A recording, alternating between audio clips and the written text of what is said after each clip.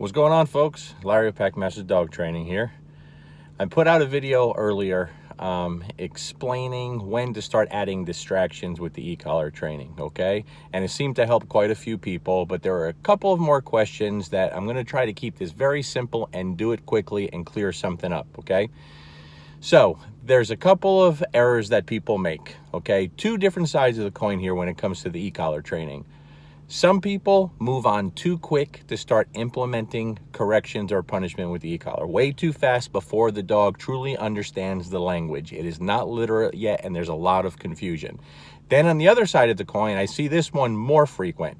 People are too slow to move on, and they're too scared of the tool, and they don't want to make mistakes. Also, it's wrong. You're holding yourself back. Don't be scared. If you're doing the training properly and being fair to the animal and using humane style training, you're going to be fine. So I'm going to use a very simple but stupid analogy here to clear things up. I'm going to make it a stupid analogy because if it's stupid, you'll remember it, okay? I want you to think of it this way.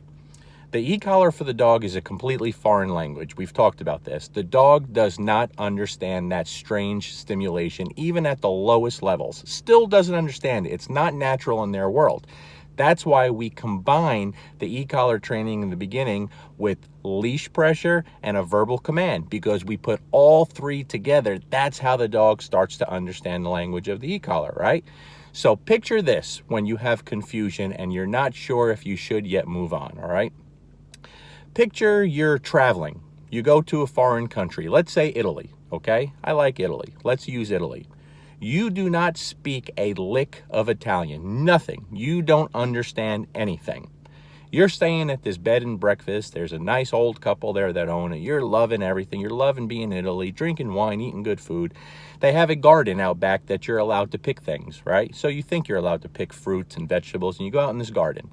You see there's a metal bucket there. You pick up the metal bucket and you go and you start picking some wine grapes. I love wine grapes. They're very delicious, right? They make me poop, but they're very delicious. So you go out there and you're picking wine grapes. You're holding this metal bucket. The owner comes out and starts screaming and yelling at you in Italian. Like screaming and yelling. Yelling. You don't understand anything, but you see he's angry.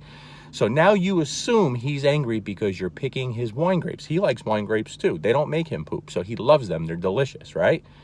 You're standing there. You stop picking the wine grapes and you walk away from the garden and you're standing there holding the bucket. All of a sudden, the lightning comes. This big storm moves in. You get struck by lightning because you're holding the metal bucket, okay? Now, picture this. Now, you go to Italy, same exact scenario, but you speak pretty good Italian. You don't have to be absolutely fluent, but you can converse and carry on a conversation, and you understand it pretty well. You understand what they're saying. Same scenario, you're outside. This old man comes outside. He starts screaming and yelling at you. What you figure out he's saying, because you speak a little Italian, is there's a really dangerous storm moving in. It's moving in fast, and there's some really dangerous lightning. Drop that bucket and get inside. Oh, you're like, holy crap. You drop the metal bucket, you run inside. As soon as you get inside, boom, the lightning strikes, and it hits the metal bucket. But guess what? It doesn't matter because you're not holding it. You know why you're not holding it? There was no confusion. You understood exactly what he said. So in the dog world, with the e-collar especially, that's what we do. We don't teach the language. We fail the dogs. They don't understand it. And when you move too quickly and start using it to correct and punish a dog, it creates chaos and confusion. Now, that dog may stop what it's doing at that moment, but it has no idea why, and it has no idea what to do from that. But when that dog understands the language completely, truly understands it, okay?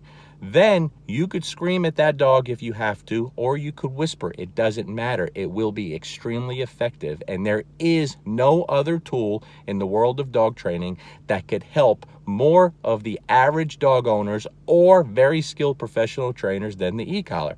But you must first teach the dog the meaning of the stimulation. It's a foreign language and it doesn't speak the language.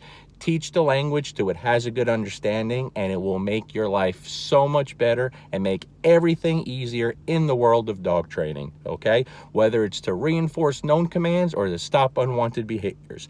It's a stupid analogy, but it's stupid, so you will remember it. Peace.